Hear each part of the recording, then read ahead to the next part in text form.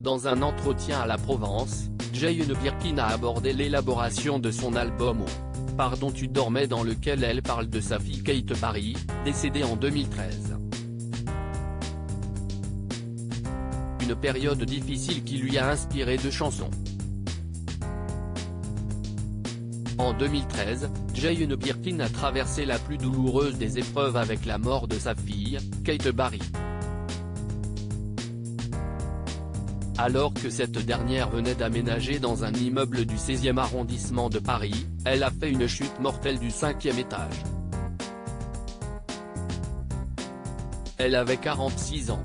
Ses obsèques, qui ont eu lieu le 19 décembre 2013 en l'église Saint-Roch à Paris, avaient vu de nombreuses personnalités faire le déplacement pour lui rendre un dernier hommage. Elle repose au cimetière du Montparnasse, non loin de la sépulture de Serge Gainsbourg. Un album élaboré en pleine période de deuil, actuellement en tournée dans toute la France pour présenter son 14e album « Pardon tu dormais », Jane Birkin s'est confiée dans un entretien à la Provence ce samedi 21 janvier. Elle y a abordé la disparition de sa fille, un moment difficile qu'elle évoque aussi dans son opus sorti en 2020. D'ailleurs, c'est cette épreuve qui lui a permis de coucher des mots sur le papier et d'écrire deux chansons.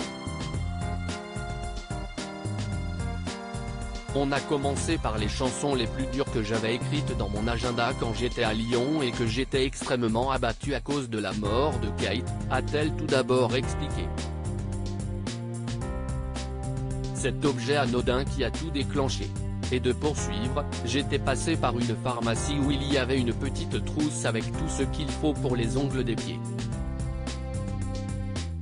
Et ça m'a rappelé Kate qui était la seule personne au monde que je connaissais qui faisait autant attention à ses pieds délicats. Un moment qui l'avait sidérée à tel point qu'elle était rentrée à l'hôtel en larmes. Sur place, elle avait pu compter sur le soutien de son directeur artistique, Philippe Le Richomme, qui lui avait recommandé d'écrire ce qu'elle ressentait.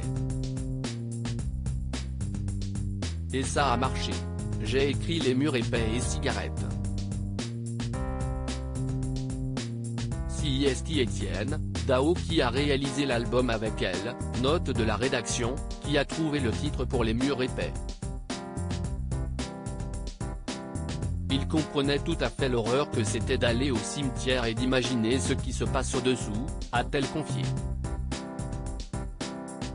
À lire aussi, Jane Birkin se confie avec émotion sur la disparition tragique de sa fille Kate.